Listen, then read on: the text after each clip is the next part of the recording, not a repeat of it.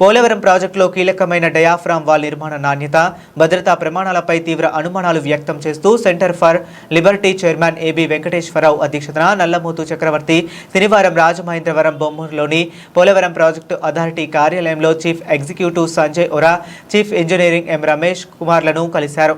ఆధారాలతో కూడిన లేఖను అందజేసి కీలక అంశాలపై చర్చించారు. అనంతరం మీడియాతో మాట్లాడిన ఏబి వెంకటేశ్వరరావు, డయాఫ్రామ్ వాల్ ఒకసారి కొట్టుకుపోయింది, రెండోసారి నిర్మాణంలో కూడా లోపాలు బయటపడ్డాయి. అనుమానాలను పూర్తిగా నివృత్తి చేసిన తర్వాతే earth cum rack film dam నిర్మాణం చేపట్టాలి అని డిమాండ్ చేశారు.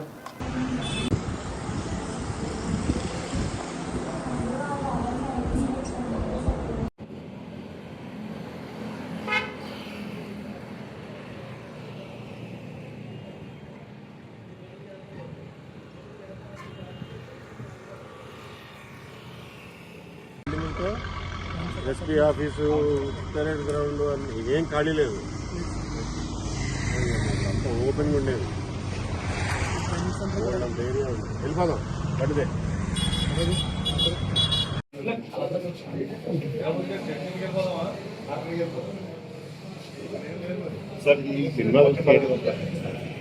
తరఫున ఈరోజు సెంటర్ ఫర్ లిబర్టీ తరఫున Polavaram project authority CEO Sanjeev Ora గారిని కలవటం జరిగింది. ఏబి వెంకటేశ్వర గారు నేను కలిసాం. పోలవరం మీద మాకున్న అనుమానాలు, ఆందోళనలు, దాంట్లో ఉన్న ఇంజనీరింగ్ సమస్యలు ఆయన ముందుకు తీసుకొచ్చాం. ఈరోజు ప్రధానంగా ఆయన కలవటానికి కారణం,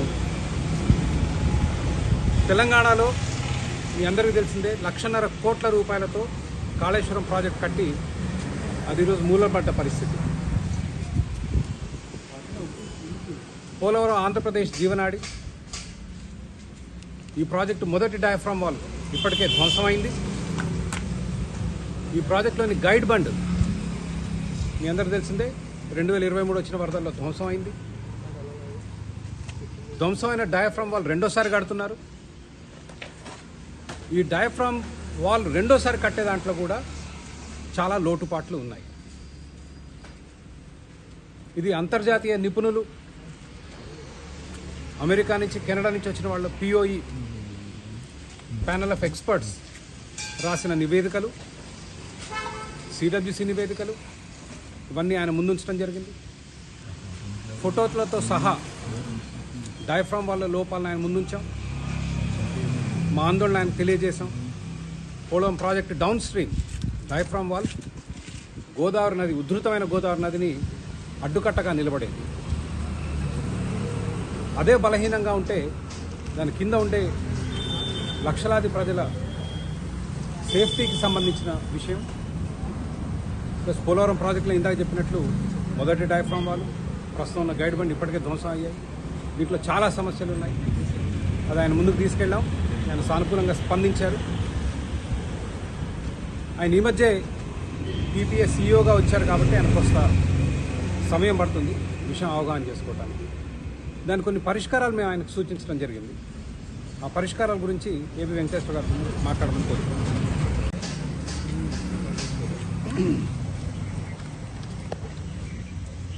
అందరికీ నమస్కారం. మే 2వ తారీఖున మేము విజయవాడలో ఒక మీడియా సమావేశం ఏర్పాటు చేసి పోలవరం ప్రాజెక్టులో ఉన్నటువంటి ఇబ్బందులు, దాని నిర్మాణంలో మేము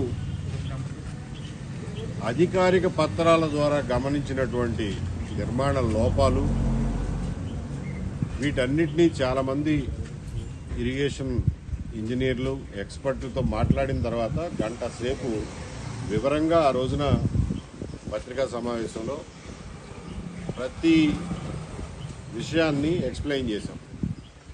గైడ్ బండ్ గురించి, అప్రోచ్ ఛానల్ గురించి, ఈ డయాఫ్రామ్ వాల్ గురించి, కాఫర్ డ్యాములు, అసలు మొదటి డయాఫ్రామ్ వాల్ ఎందుకు కొట్టుకుపోయింది, ఇవన్నీ ఎక్స్ప్లెయిన్ చేశాం. చేసిన తర్వాత మేము ప్రజలకు చెప్పిన విషయాలనే ఒక లేఖ రూపంలో CWCకి, ఆంధ్రప్రదేశ్ గవర్నమెంట్కి, పీపీఏకి, జలశక్తి మంత్రిత్వ శాఖ, భారత ప్రభుత్వానికి అందరికీ పంపించాం. దాని మీద యాక్షన్ తీసుకోమన్నాం. మేము రేజ్ చేసిన ఇష్యూస్ మీద అవసరమైనటువంటి యాక్షన్ తీసుకోండి అన్నాం. ఏమీ చలనం కనపడలేదు. దాంతో మార్చి 23వ తారీఖున అయ్యా ఒకసారి మిమ్మల్ని కలిసే అవకాశం ఇవ్వండి మాకు, మేము కలిసి ఇవన్నీ మీకు ఎక్స్ప్లెయిన్ చేస్తామని చెప్పాం. దాని మీద కూడా పెద్దగా ఏమీ స్పందన రాలేదు. గత నెల రోజుల నుంచి ఎదురు చూస్తూనే ఉన్నాం. మొన్న ఏప్రిల్ 27వ తారీఖు తేదీతో పీపీఏ రాజమండ్రి నుంచి మాకు ఒక ఉత్తరం పంపించారు. మీరు ఏదో మాట్లాడాలన్నారు కదా, వచ్చి మాట్లాడండి, మాకు ముఖాముఖి చెప్పండి అని. దాని గురించి అని ఇవాళ టైం తీసుకుని 11 గంటలకు కలిసాం. ఇందులో ఓహ్రా గారు వచ్చి నెల రోజులు కూడా కాల, 15 రోజులే అయింది. ఈ పీపీఏకి మొదట్లో ఇది ఐఏఎస్ ఆఫీసర్ కింద అనుకున్నారు. సీఈఓగా ఐఏఎస్ ఆఫీసర్ని పెట్టాలన్నారు. దినేష్ కుమార్ గారని కొన్నాళ్ళు ఉన్నారు, వెళ్ళిపోయారు. ఆ తర్వాత ఎవరో ఐఏఎస్ ఆఫీసర్లు రాలా.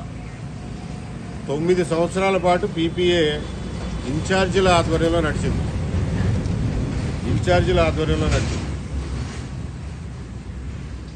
గత సంవత్సరం కిందట ఈ రూల్స్ మార్చి ఐఏఎస్ వాళ్ళు అక్కర్లేదు, టెక్నికల్ ఎక్స్పీరియన్స్ ఉన్నవాళ్ళైనా పనికొస్తారు అని చెప్పి రూల్ మార్చడం వల్ల ఈ సంజీవ్ ఓహ్రా గారిని, ఆయనకి ఈ ఫీల్డ్లో కొంత ఎక్స్పీరియన్స్ ఉంది, ఆయన్ని హిమాచల్ ప్రదేశ్ నుంచి తీసుకొచ్చి దీనికి వేసి మొన్న 25వ తారీఖునే ఆయన హడావిడిగా ఇక్కడ ఆఫీస్ ఓపెన్ చేస్తున్నాడు, ఆఫీస్ తీసుకున్నారు.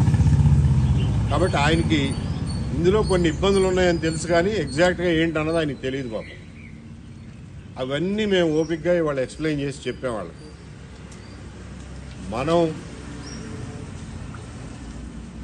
అంటే పోలవరం ప్రాజెక్టు తరఫున గవర్నమెంట్ ఆఫ్ ఇండియా అంతర్జాతీయ నిపుణుల్ని, ప్యానల్ ఆఫ్ ఎక్స్పర్ట్స్ని ఏదైతే నియమించుకుందో 2024 జూన్లో, వాళ్ళు ఇచ్చిన రిపోర్టుల్లో ఉన్న సారాంశం మేము అవన్నీ చదివాం కాబట్టి, అర్థం చేసుకున్నాం కాబట్టి, ఇరిగేషన్ నిపుణులతో చర్చించి అందులో వాళ్ళు రాసిన ప్రతి మాటకి అర్థం తెలుసుకుని ఒక అవగాహనకు వచ్చి మా అవగాహన ఆయనతో పంచుకున్నాం. ఇవాళ ఓవరాల్గా చూస్తే ఓహ్రా గారికి క్వాలిటీ విషయంలో ఖచ్చితంగా ఉండాలనే ఆలోచన అయితే ఉంది, కానీ ఇందులో ఎంత లోతుపాతులు ఎంత ఉన్నాయో ఆయనకి ఇప్పటిదాకా అవగాహన లేదు.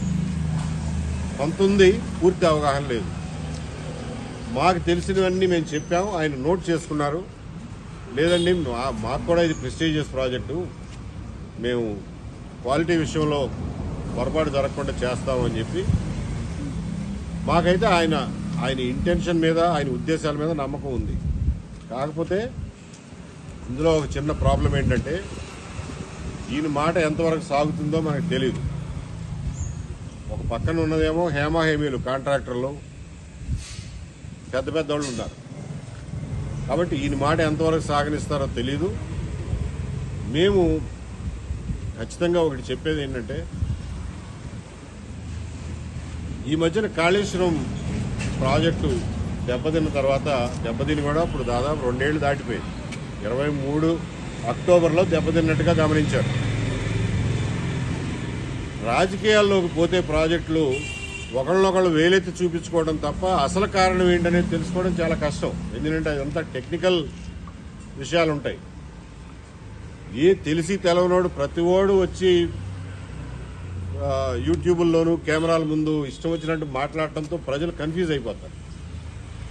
కాళేశ్వరం విషయంలో మేము అన్నిటికంటే ప్రామాణికమైనది ఏదంటే NDSA, national dam safety authority, వాళ్ళ రిపోర్ట్ చదివాము. PC ఘోష్ కమిషన్ నియమిస్తే ఆయన ఒక రిపోర్ట్ ఇచ్చాడు. ఆ రిపోర్ట్ మీద యాక్షన్ తీసుకోమని CBI ఎంక్వైరీకి తెలంగాణ అసెంబ్లీ రెజల్యూషన్ పాస్ చేసింది, CBIకి ఇచ్చింది. వాళ్ళేం పని మొదలట్లా. PC ఘోష్ కమిటీ చట్టవిరుద్ధం అని చెప్పి హైకోర్టుకు పోయారు. దాని మీద కొన్ని తీర్పులు వచ్చినాయి. అవన్నీ రాజకీయాలు పక్కన పెట్టండి. ఎన్డిఎస్ఏ ఇచ్చింది ప్రామాణికం, అది టెక్నికల్గా సౌండ్ ఫైనల్. అది చదివితే మాకు అర్థమైంది ఏంటంటే వాళ్ళు ఏం చెప్పారంటే అందులో మేడిగడ్డ ప్రాజెక్టు ఫెయిల్ అవడానికి, దాని పైన ఉన్నటువంటి సుందిళ్ళ అన్నారం ప్రాజెక్టులు కూడా అదే పరిస్థితిని ఎదుర్కోవడానికి కారణం ఏంటంటే డిజైన్లో కొన్ని లోపాలు. ప్రాక్టికల్గా ఏం జరుగుతుందో తెలియకుండా ఓన్లీ ఏదో టెక్స్ట్ బుక్లో చేసినట్టుగా డిజైన్ చేస్తే గోదావరికి ఉన్న అప్పుడప్పుడు అది చూపించే మహోగ్ర రూపానికి టెక్స్ట్ బుక్లు ఆగవు. ప్రాక్టికల్గా చూడాలి దాని ప్రమాదం. అది చేయలేదన్నాడు. తర్వాత కట్టేటప్పుడు నిర్మాణంలో లోపాలు జరిగినాయి అన్నాడు. సరిగ్గా కట్టలేదు, కాంక్రీట్ పోసేటప్పుడు అప్పుడు సరిగ్గా చూసుకోలేదు అన్నాడు. క్వాలిటీ కంట్రోల్ సరిగ్గా లేదు అన్నాడు. క్వాలిటీ ఎష్యూరెన్స్ సరిగ్గా లేదు అన్నాడు. అంటే అసలు క్వాలిటీ ఎలా ఉండాలో అని ప్రమాణాలని నిర్ధారించేది క్వాలిటీ అష్యూరెన్స్. ఆ ప్రమాణాల ప్రకారం కట్టాడా లేదా అని చూసుకునేది క్వాలిటీ కంట్రోల్. రెండిట్లోనూ ఫెయిల్ అయ్యారన్నాడు. కాబట్టి ఇవాళ మేడిగడ్డని దాన్ని మళ్ళా రిపేర్ చేయొచ్చా, అసలు తీసేసి మళ్ళీ కట్టాలా, అవన్నీ తర్వాత వేరే విషయాలు. ఫెయిల్యూర్ కారణాలు ఎన్డీఎస్ఏ చెప్పింది అది. మా భయం ఏంటంటే ఎన్డీఎస్ఏ మేడిగడ్డ ఫెయిల్యూర్కి చూపించిన కారణాల్లో చాలా కారణాలు పోలవరం విషయంలో కూడా పునరావృతం అవుతున్నాయి. కొన్ని డిజైన్ లోపాలు కనిపిస్తున్నాయి, కొన్ని నిర్మాణంలో లోపాలు కనిపిస్తున్నాయి, కన్స్ట్రక్షన్ ప్రాక్టీసెస్లో లోపాలు కనిపిస్తున్నాయి. ఇంకొకటి కాళేశ్వరం విషయంలో ఏమన్నాడంటే, అరే మీకు ఇక్కడ తప్పు జరిగిందని తెలిసి, మీ కళ్ళ ముందు తెలిసి కూడా మీరు నివారణ చర్యలు చేపట్టలేదు అన్నాడు. దానివల్ల ఇంకా ఎక్కువ జరిగింది అన్నాడు. మీకు గుర్తుంటే 2019లో మేడిగడ్డ ప్రాజెక్టు, కాళేశ్వరం ప్రాజెక్టు అబ్బో అట్టహాసంగా అయిపోయింది అని చెప్పి కొబ్బరికాయ కొట్టారు. కొబ్బరికాయ కొట్టిన తర్వాత వచ్చిన మొదటి వరదలోనే డౌన్ స్ట్రీమ్ లో ఆ మేడిగడ్డ బ్యారేజ్ దిగువన బుడగలు, సుడులు అంటారు చూడండి, మనం సుడులు అంటాం, నీళ్ళు ఎట్ట తిరుగుతూ ఉంటాయి, కింద నుంచి బుడగలు వస్తున్నాయి. దాన్ని బ్లీడింగ్ అంటారు, బాయిలింగ్ అంటారు, వాటర్ బాయిలింగ్ అంటారు, వస్తున్నాయి. తర్వాత దాని డౌన్ స్ట్రీమ్ లో కట్టిన యాప్రాన్ అని ఉంటుంది, 1 మీటర్ బై 1 మీటర్ కాంక్రీట్ బ్లాకులు అన్ని వరుసనే పొడుగబెట్టారు. ఆ ఉధృతికి ఆ బ్లాకులు మొత్తం కొట్టుకుపోయినాయి. అవన్నీ రుజువులే కదా, 2019లోనే రుజువులు కనపడి. అయినా కానీ మీరు కళ్ళు మూసుకున్నారు. 2020లో కనపడి, 2021లో కనపడి ఏం చేస్తున్నారు ఇన్నాళ్ళు అని ఇప్పుడు చివాట్లు పెడుతున్నాడు. అంటే అంతా అయిపోయినాక ఎన్డీఎస్ఏ వచ్చి చేయడం కాదండి. ఎన్డీఎస్ఏ అనేది కొంచెం అథారిటేటివ్గా, టెక్నికల్గా సౌండ్ మనుషులు ఉండేటటువంటి ఆర్గనైజేషన్ కాబట్టి ఆ ఎన్డీఎస్ఏతో మన పోలవరాన్ని కూడా ఇప్పుడే చెక్ చేయించండి. ఫెయిల్యూర్ అయినాక చెక్ చేయించడం కాదు, ఏం చేసుకుంటాం ఆ తర్వాత. ఇప్పుడే చెక్ చేయించండి. కట్టిన డయాఫ్రమ్ వాల్ అవి సరిగ్గా ఉన్నాయో లేవో చూసుకోండి. డయాఫ్రమ్ వాల్ కరెక్ట్గానే ఉంది, పర్ఫెక్ట్, దీని మీద మనం ముందుకు పోవచ్చు అని వాళ్ళు సర్టిఫై చేస్తే తర్వాత దాని మీద డ్యామ్ కడదాం. తర్వాత మట్టి పోసి రాళ్ళేసి పైన డ్యామ్ కడతాం, కడతాం. అది చేయకుండా మనం డ్యామ్ కట్టేస్తే, లోపల ఏముందో తెలియకుండా డ్యామ్ కట్టేస్తే రేపు పొద్దున ఏం చేయలేము. దాన్ని ఏమన్నా రిపేర్ చేయాలన్నా పైన ఉన్నది మొత్తం తీయాలి. కాబట్టి ముందు ఆ పని చేయండి అని రిక్వెస్ట్ చేస్తున్నాం. అక్కడ అయితే ఇక్కడ అవ్వాలని ఏముందా అని మీరు అడగొచ్చు. గైడ్ బండ్ విషయంలో మనం ఆల్రెడీ ఒకసారి ఫెయిల్ అయ్యాం. వీళ్ళే డిజైన్ చేశారు, సిడబ్ల్యూసీ ఇచ్చిన డిజైనే.